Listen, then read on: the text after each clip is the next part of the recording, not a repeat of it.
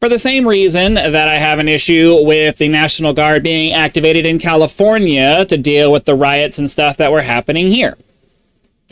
That is my answer to Bill O'Reilly's question of why are people upset that the National Guard is being used to take over Washington, D.C. and stop crime there, because it makes people safe. Well, you know, we did have people who are our founding fathers who said something along the lines of those who give up a little bit of freedom and liberty for a little bit of security shall have neither, because it's an illusion and all of that stuff.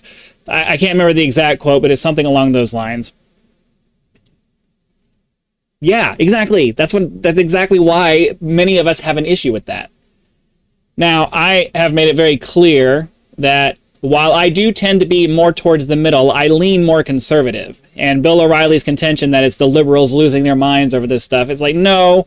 Anybody who believes in the idea that there needs to be a clear and defined delineation between federal and, you know, local or state, that's something that's critical and important to the way that our nation functions.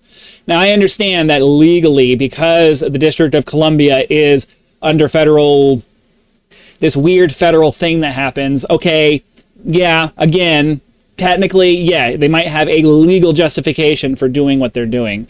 But I also live under the principle that just because you can do a thing doesn't mean you should do a thing.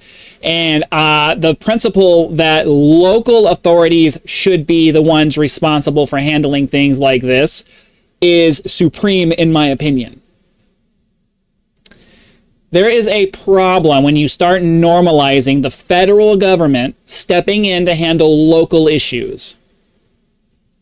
Because we founded this nation on the principle that the individual citizens are the ones who are responsible for their own lives. The individual citizens are responsible to build their communities, for governing their communities, for deciding what's going to happen.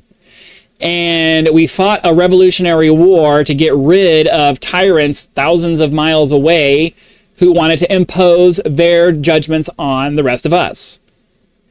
And what too many people who start focusing on what is objectively right as far as like stopping crime and preventing people from getting hurt and all of these things, yes, absolutely. Nobody would just willy-nilly say, well, no, just ignore people getting hurt. Yeah, but at the same time, there are principles that are more important than that. There are principles that are more important than a white knighting into an area and saving people from the system that they've allowed to proliferate.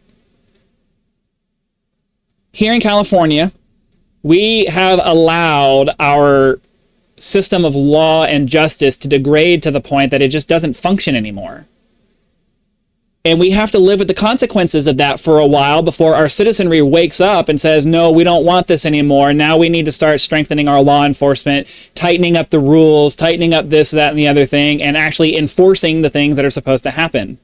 And if the federal government keeps stepping into California and intervening when these terrible things start to happen, then the citizens who live here are A, never going to have a reason to actually stand up and do something about it, and B, they're going to constantly resent the federal government for coming in and fixing problems that we don't want, that the liberals here don't want fixed for them. And in the same way, it's the same thing in the District of Columbia. Yes, I understand it's sort of a unique, weird situation because Washington, D.C. is technically under federal jurisdiction and all this other stuff, but they also have their own police departments. They also have their own law enforcement. They also have their own local jurisdiction things that should be taking care of these problems. And if they're not, it's not the job of the federal government to step in and fix the problem for them. It's for the people there to suffer enough until they get tired of dealing with it, that they force their elected officials to actually do something meaningful about it. And every time the federal government steps in, it does two things. It allows people to continue living under this false dream that they can do whatever they want because, you know, we're not having to do anything and it's these evil people coming in to do this, right? It allows them to live under this delusion that they live under. And B, it takes us one step closer to a federal government that is supreme over all the states, and the federal government gets to decide how everything goes, and states' rights become something that just doesn't exist anymore. Right? It's a slow, grinding process, but every incident like this moves us more and more and more in that direction. And I don't want to live in a country where one supreme federal government gets to make the decisions for everybody, and states and cities and municipalities and all that stuff just have to fall in line and do what they're told. I want every state to have its own sovereignty, and the federal government is responsible for representing all of the states as one nation to the rest of the world. I think it's unfortunate that the founding fathers, in writing the documents that they put together for our country, did not put a much more clear delineation on saying, look, the states run their own stuff. The states run their own stuff. The federal government manages things between the states and the rest of the world, and that's it, right?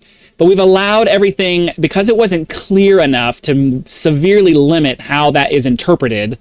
It's been morphed into this thing where the federal government takes more and more and more and more control over things, and the states are losing more and more and more of their ability to decide how they want to run things. If California wants to if the citizens of California don't care enough to pay attention to what's going on, to vote for people who are actually doing things, then we deserve to have our state fall into the 7th level of hell. If Washington, D.C., the citizens there, don't care enough to pay attention to their leaders and make sure that they're doing what they're supposed to be doing, then they deserve to fall into the 7th level of hell. I mean, consequences. The consequences of not paying attention to your government are your government screws you over.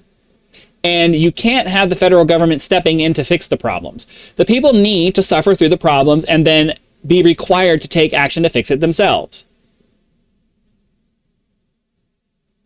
I disagree.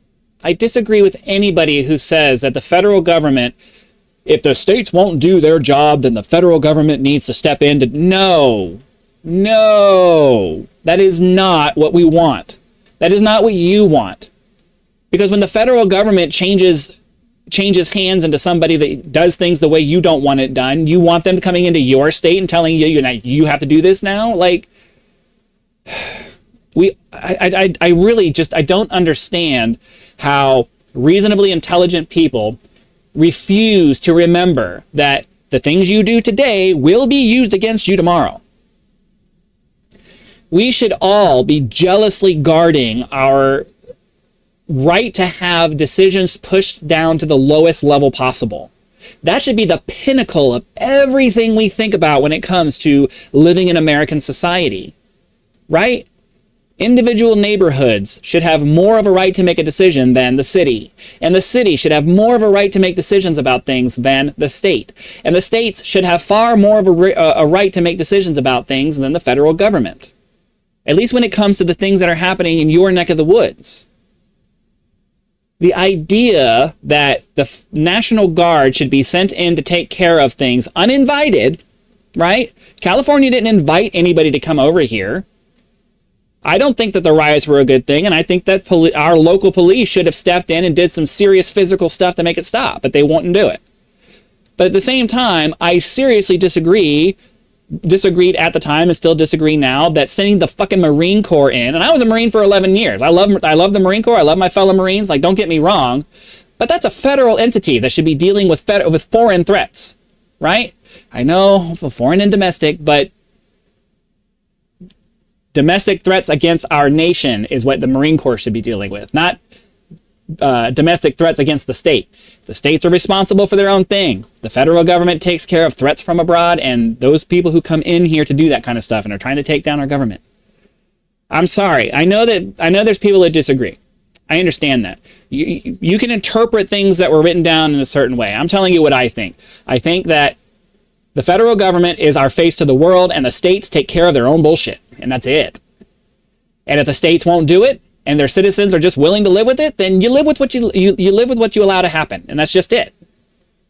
So my answer to your question, Mr. O'Reilly, is for the same reason that I have a problem with the Marine Corps being sent and the National Guard being sent in to handle the riots in California. That's California's job, and if they refuse to do it, then you get what you get. You live with what you allow to happen. And if you don't have the balls to stand up and fight back against the people rioting, you don't have the balls to say, you know what, I agree that the police should actually, get up in their riot gear and start beating the crap out of these people to get them off the streets, then Your towns get rioted and looted and billions in property damage. You cannot save people from themselves. And this is why it's a bad idea to send the federal government in to do anything in the states unless the states themselves are specifically asking for it. And that's the way it's supposed to work. Right? The federal government doesn't just get unilateral authority to do whatever the hell it wants. The states the states have to invite you in to do these things, but no, we just do what we want now, I guess. I have a problem with the federal government being as big and powerful as it is. And we're not doing anything to fix it. And this is why you get people that are pissed off. And it's not just the people on the left. It's those of us who actually, believe in what America is. So that's what I wanted to say. Like button, subscribe to help us reach our first 1,000 subscribers. And I'll see you for the next one.